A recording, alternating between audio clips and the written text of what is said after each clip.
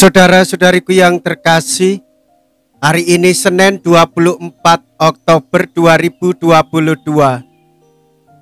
Saya Romo Siga dari Paroki Santo Stefanus, Surabaya. Dalam nama Bapa dan Putra dan Roh Kudus, amin. Bukankah perempuan keturunan Abraham ini harus dilepaskan dari ikatannya sekalipun pada hari Sabat? Mea culpa, mea culpa, mea maxima culpa. Marilah kita berdoa. Allah Bapa kami di surga, berkatilah kami dengan sabda-Mu dan jadikanlah kami orang yang mewujudkan cinta kasih-Mu kepada manusia di dalam tingkah laku kami, berkat Yesus Putra-Mu terkasih yang membimbing kami menempuh jalan-Mu. Sebab Dialah Tuhan dan pengantara kami, yang hidup dan berkuasa bersama dengan Dikau dalam persatuan Roh Kudus, Allah sepanjang segala masa. Amin.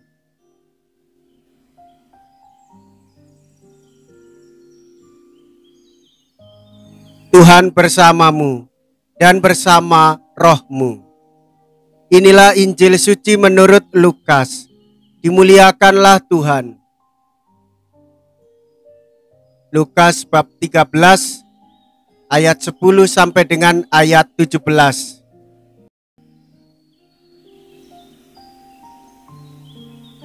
Pada suatu hari Sabat, Yesus mengajar dalam satu rumah ibadat.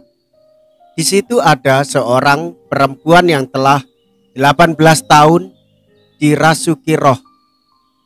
Ia sakit sampai bungkuk punggungnya dan tidak dapat berdiri lagi dengan tegak. Ketika Yesus melihat perempuan itu, dipanggilnyalah dia. Lalu Yesus berkata, "Hai ibu, penyakitmu telah sembuh." Kemudian perempuan itu ditumpanginya tangan, dan seketika itu juga ia berdiri tegak dan memuliakan Allah. Tetapi kepala rumah ibadat itu gusar karena Yesus menyembuhkan orang pada hari Sabat. Lalu ia berkata kepada orang banyak, "Ada 6 hari untuk bekerja. Karena itu datanglah pada salah satu dari hari itu untuk disembuhkan dan jangan pada hari Sabat." Tetapi Tuhan menjawab dia katanya, "Hai orang-orang munafik, bukankah kalian semua melepaskan lembu dan keledaimu pada hari Sabat dan membawanya ke tempat minum?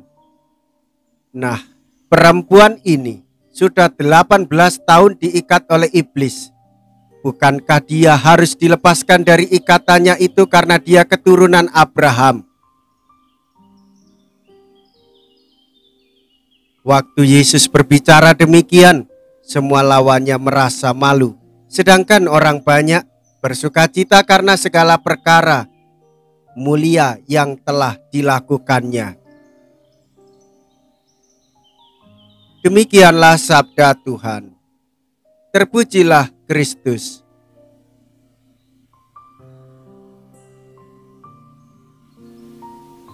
Bapak, Ibu, saudara-saudariku yang terkasih, Tuhan Yesus menegaskan bagaimana kita harus menghormati martabat setiap orang, apalagi perempuan, dan terlebih ketika perempuan itu dirasuki oleh iblis. Kita juga mendengarkan bagaimana orang keliru di dalam menghayati hari Sabat, lebih mengedepankan menyelamatkan hewan ternak daripada menghormati orang dan membebaskan dari ikatan iblis.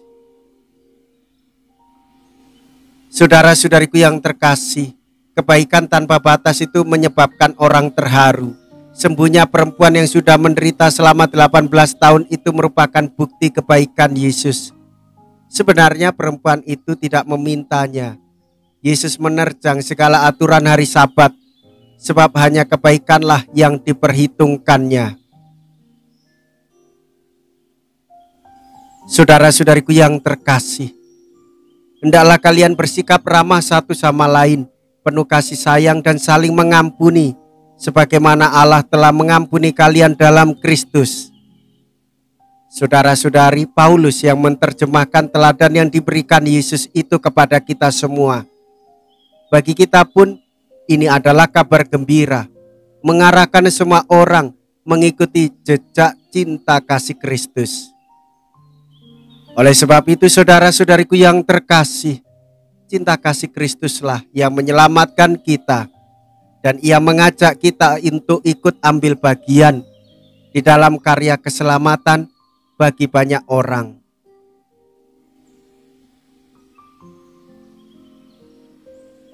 Marilah kita berdoa. Allah Bapa kami, sumber cahaya kehidupan, kami bersyukur karena telah Kau perkenankan hidup sebagai putra dan putri cahaya. Singkirkanlah kiranya segala kegelapan dosa dan kejahatan, dan semoga kami Kau limpahi kedamaian yang telah Kau janjikan. Dengan pengantaraan Kristus Tuhan kami. Amin.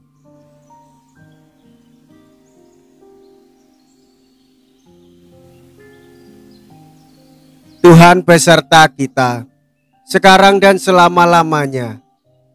Semoga Allah yang Maha Kuasa memberkati saudara sekalian, Bapa dan Putra dan Roh Kudus. Amin. Saudara-saudariku yang terkasih, pergilah, ibadat sabda sudah selesai. Syukur kepada Allah.